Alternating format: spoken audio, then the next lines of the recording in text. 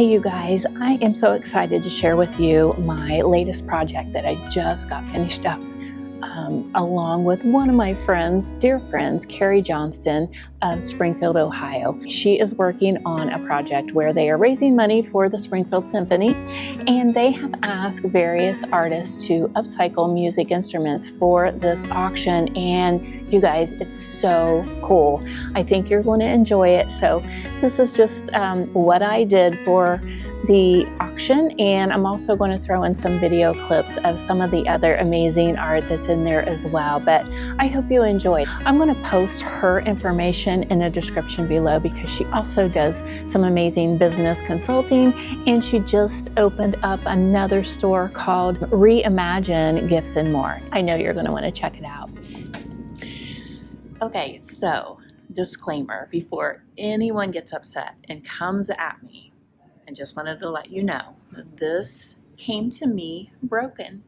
So we're actually saving this piece. It's a beautiful piece, and this is the perfect kind of project that can be upcycled into a beautiful piece of artwork. Trying to come up with something that would be appealing to quite a few people and also would maybe mean something to their town. So one of the things that they're known for is they are called the Rose City.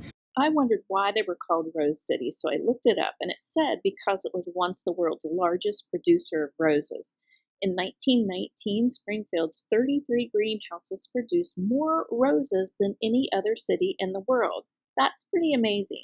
And I like to kind of sketch out roughly using the clay-based paint because it wipes off so easily. You can almost just kind of have fun and kind of doodle and sketch. So it gives me a little wiggle room. It gives me a little time to play around with the designs. And we'll kind of see as I work on this project how it ends up. So whenever I start painting on a surface that is just as shiny as the cello is and smooth, I like to go in and stipple, and I put on really a primer coat using the exact same color I'm going to be using within the piece of artwork. This happens to be the DIY clay-based paint. It's very thick, it's very highly pigmented, so you can see how well it covers. As I said, I'm going to be using some roses in this design, and I chose to use the IOD molds. I have several rose designs. You can find more information about that on my website, but all of the molds, you just want to kind of put a nice little coating of cornstarch inside the molds before making your castings. This just allows it for easily releasing of the clay that you use. And then I'm also going to use the air dry clay, and I want to just kind of work it, get it kind of warmed up into my hands before I press it into the molds. I want to make sure that it covers very well. And then I'm going to take a flat surface. You could use a credit card, but this is a little tool that they actually have inside their transfers that I like to use. And I just like to smooth out that bottom before popping them out of the molds itself. And then voila, you can see how beautifully they pop out. So much detail in it. So next, I just wanted to think about the composition of this piece. I like to go ahead and lay everything out before I get it glued down. Once I get that figured out, I'm just going to take some Gorilla Glue, glue them in place, make sure they're nice and secure before I start painting. After I get them glued, I usually put a good 2 coats on top of the castings just to make sure they're covered really well. I chose to use all these deep colors such as greens, blues, turquoise, teals, as I'm blending out into the sky and even into the background of the flowers. I'm going for this really dreamy, magical kind of a forest look as I'm building this painting.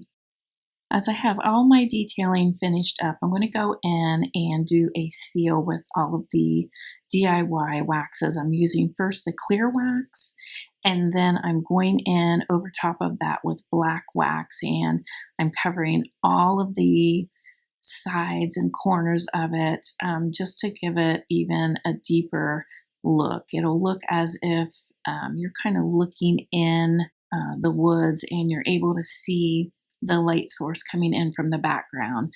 So it should, by adding all the darkness all around it, it should bring all of those lighter tones to the forefront and almost kind of make it glow. Topping off that added detail with some golden wax. Little trick too, if you don't have the golden wax, you can just add the golden ticket into the clear wax, and it will also do a beautiful job in making like a gilded kind of a wax. So kind of a couple little tips for you there, but the gold, just using my finger, brushing it over top of the flowers just to kind of bring that out. I also use the golden ticket on the sides and added a finial to the top, adding that golden ticket, which is a golden paint patina. And I think it just turned out pretty magical. Let me know what you think.